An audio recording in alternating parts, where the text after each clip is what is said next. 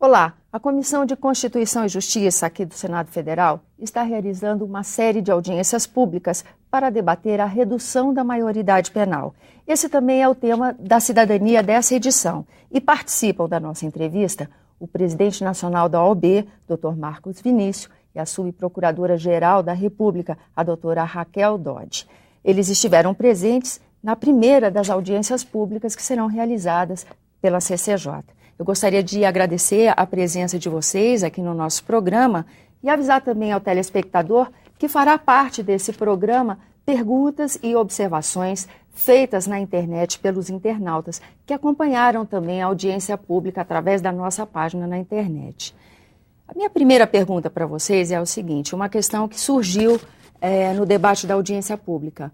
É possível debater ou até mesmo alterar a maioridade penal? Isso é constitucional? Todas as interpretações jurídicas, elas são controvertidas. Não há uma verdade absoluta para o tema. Contudo, muitos são os constitucionalistas, e essa tende a ser a posição da Ordem dos Advogados do Brasil, no sentido de considerar que é uma garantia, um direito individual do adolescente não ser punido igual ao adulto. E que o artigo 228 da Constituição Federal, ao prever que a maioridade penal se dá aos 18 anos, ele constitui, portanto, uma cláusula pétrea que não pode ser modificada, porque o artigo 60, parágrafo 4º, inciso 4 da Constituição Federal, diz que não será admitida proposta de emenda à Constituição tendente a abolir um direito fundamental, um direito individual. Então, o Supremo Tribunal Federal, diversas oportunidades, já se manifestou que os direitos individuais não são apenas aqueles relacionados no artigo 5º da Constituição Federal, porque o artigo 5º trata expressamente, especificamente dos direitos e garantias individuais, mas que esses direitos podem ser encontrados ao longo da Constituição Federal, como, por exemplo, o direito do contribuinte à anterioridade tributária, que está no artigo 150 da Constituição Federal, foi considerada pelo Supremo um direito individual ao ponto do Supremo ter declarado inconstitucional a emenda do CPMF, à época que não fez previsão da regra, não fez o respeito à regra da anterioridade tributária. Portanto, entende a OAB que a diminuição para 16 anos, ainda que por emenda constitucional, se afigura inconstitucional, porque o poder do Congresso Nacional de reformar a Constituição, ele tem um limite. Está restrito. Está restrito a não alterar as cláusulas pétreas, como, por exemplo, a liberdade de expressão, a liberdade de imprensa, o direito à vida, o direito à segurança, à propriedade, o direito, portanto, os direitos escalonados como fundamentais não podem ser alterados. Doutora Raquel, a senhora partilha dessa mesma opinião? Não é possível, por uma questão constitucional, reduzir a maioridade penal? Também essa é a minha opinião e a opinião do Ministério Público Federal. A decisão a respeito desse assunto já foi tomada no Brasil pela Constituição de 1988. Até essa data, era possível alterar o limite da maioridade penal. Mas uma vez que a Constituição ocupou-se desse tema e trouxe para o seu texto, para o seu corpo, esta norma, aí já não é mais possível alterar. É como diz o presidente Marcos Vinícius, a cláusula tornou-se pétrea, imutável dali para frente, de 1988 para frente. E é assim que nós devemos tratar esse assunto, como uma questão já resolvida no âmbito do sistema jurídico brasileiro e cuidarmos daquilo que a Constituição brasileira determina que seja feito, ali no mesmo artigo 228, por uma lei especial. Cuidar da criança e do adolescente, não sob o ponto de vista penal, mas sob o ponto de vista da responsabilidade civil. Puni-lo civilmente pelas infrações que ele comete e cuidando da sua educação. Ele não pode ser punido como um adulto, um menor, mas ele poderia ter uma punição diferente do que é previsto hoje em dia em casos de crimes sérios, porque uma das coisas que eu notei acompanhando a audiência pública e acompanhando as observações dos internautas é que parece que ainda não ficou muito claro que a discussão aqui na casa é redução da maioridade penal em casos específicos de alguns crimes hediondos. Não é assim uma régua, vamos diminuir, uma redução completa sem nenhum critério. Então, nós estamos falando de uma diferenciação de punição de um menor infrator e um menor infrator que comete um crime hediondo, um crime grave, gravíssimo, não é isso? É isso. A aposta que a Constituição faz é no sentido de que o menor é possível de ser regenerado pela educação, pela reinserção social. E, para isso, a Constituição recomenda que se aplique a ele uma punição civil, severa, mais severa do que a que é imposta a outros tipos de infração. Mas não uma punição do tipo penal, uma punição que vise recuperá-lo. A diferença é notavelmente no propósito da sanção que a Constituição recomenda que seja aplicada ao menor. Ele deve ser responsabilizado civilmente. É possível, inclusive, restringir a liberdade dele, segregá-lo, encarcerá-lo. Civilmente, desculpa interrompê-la, mas para todo mundo que nos acompanha, civilmente e penalmente, tem diferença? A diferença é, sobretudo, de dois tipos. Uma é no propósito da sanção. Tá. A sanção dirigida ao menor, ela tem também um cunho protetivo, um cunho de educação e um cunho de responsabilização também.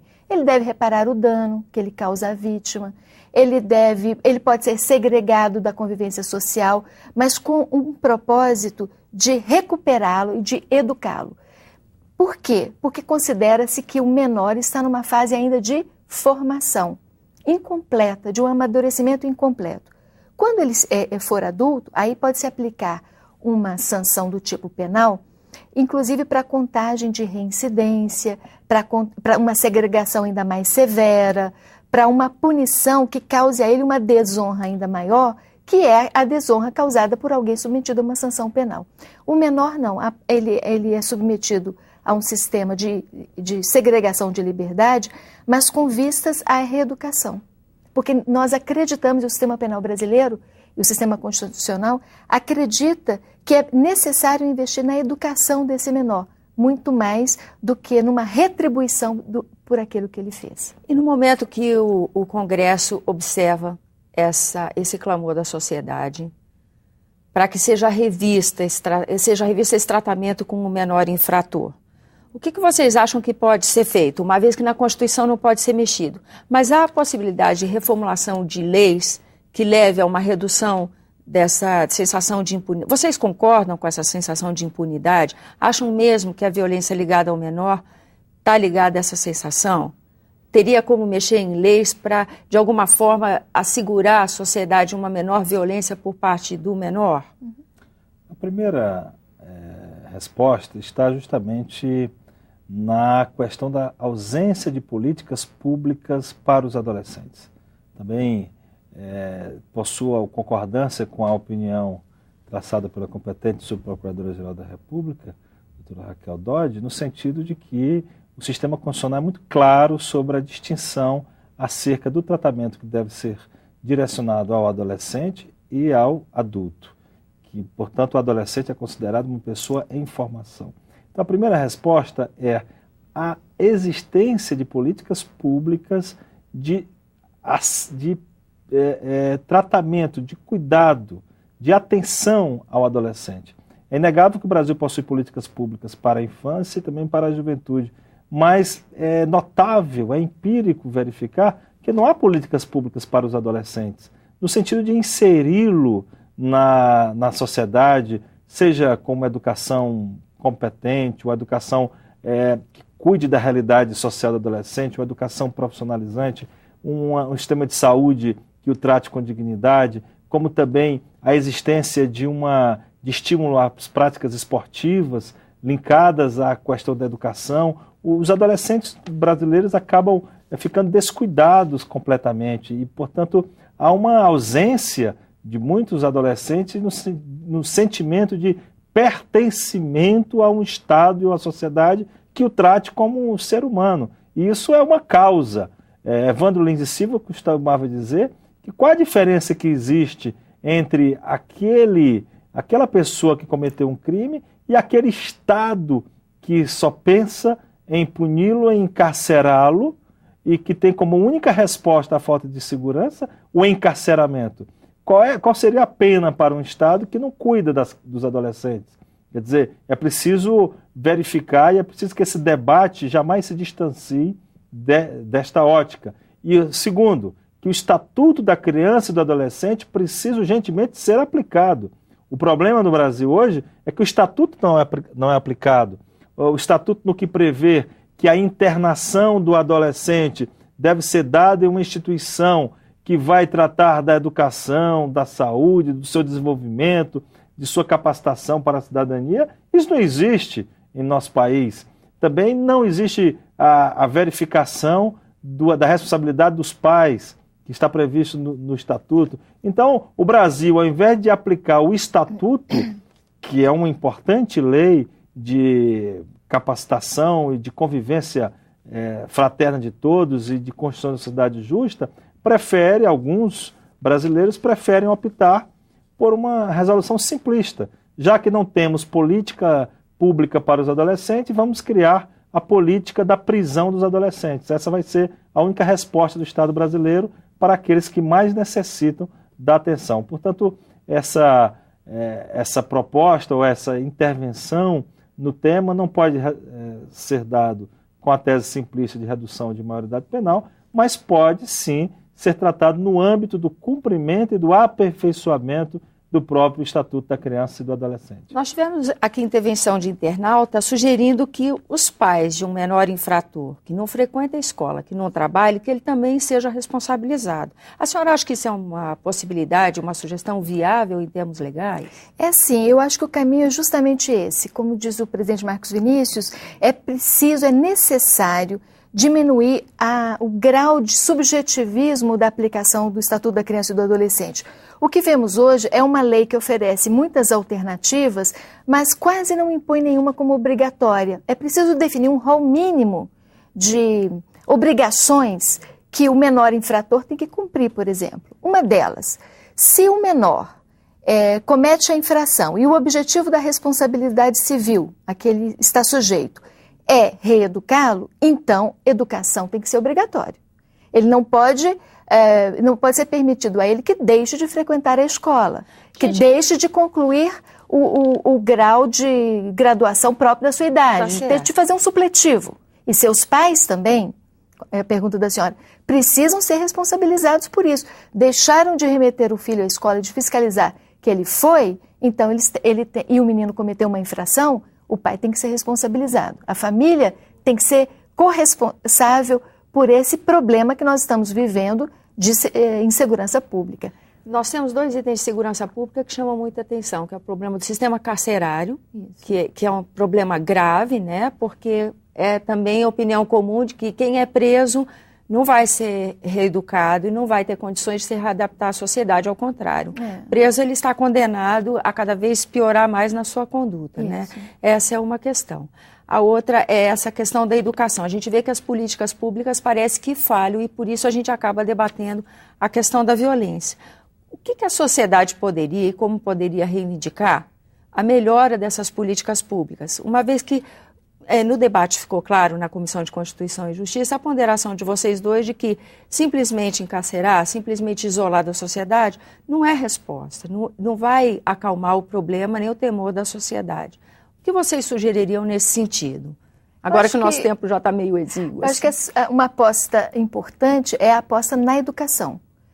Uma sociedade sadia, ela tem um sistema de educação vivo. A sociedade pode participar fiscalizando a qualidade da sua escola, exigindo que não faltem recursos e que também não faltem recursos para os programas que o ECA recomenda que sejam voltados para assistência à educação, ao esporte das nossas crianças e dos nossos jovens. A família precisa se envolver com a escola.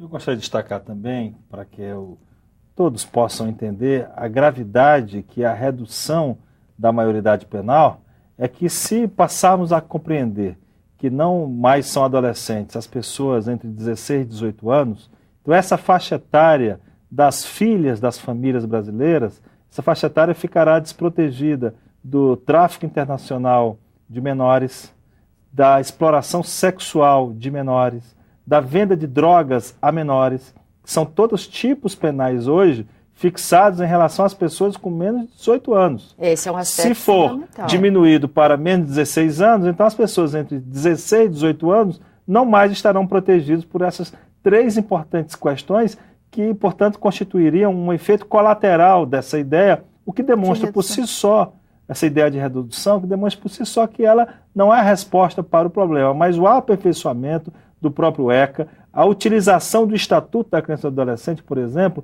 na questão da prestação de serviços à comunidade, que é uma das respostas socioeducativas, e na própria internação. E precisamos criar um sistema que não estimule, mas que desestimule a reiteração de ato infracional, que desestimule a reincidência, portanto, de ato infracional. E em complemento a isso, eu sugeriria também que o parlamento pensasse na possibilidade de aumentar a pena dos adultos que corrompem os menores. Essa pena hoje é muito pequena, de 1 a 4 anos, de um modo geral, e ela não desestimula os adultos a recrutarem menores para praticarem em seus nomes crimes no país. Então é preciso punir esses adultos, a começar pelos pais que não fiscalizam a educação de seus filhos, não exigem que eles cumpram as regras da escola, os vizinhos e amigos que estão recrutando esses menores e os membros de organização criminosa. A legislação precisa ser mais severa em relação aos adultos e caminhar no sentido de tornar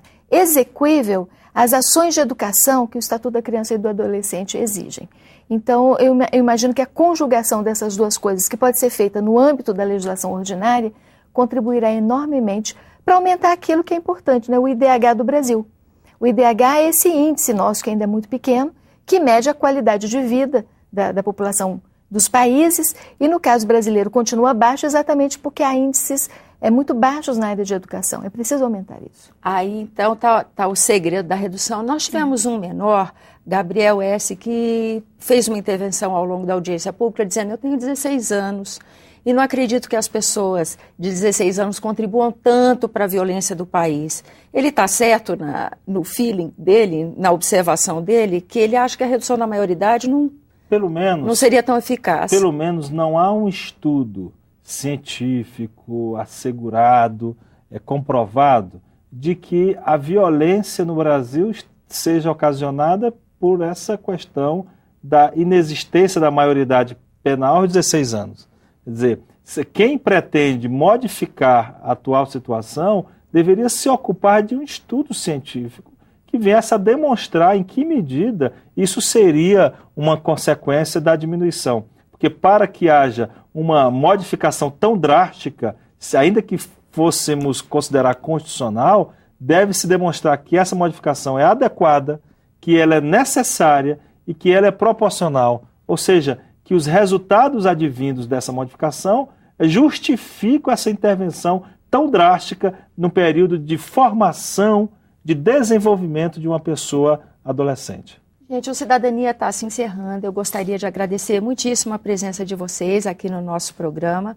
Gostaria também de agradecer a você que nos acompanha aqui no Cidadania e dizer que o debate da redução da maioridade penal ainda continua durante as segundas-feiras do mês de junho. E você pode participar desse debate através de www.senado.leg.br/ecidadania. Você pode dar sua opinião, fazer sua pergunta, encaminhar suas observações. Pode entrar em contato conosco também pelos outros meios que você já conhece. Ligação gratuita do 0800 61 2211 ou pelo site www.senado.leg.br/TV.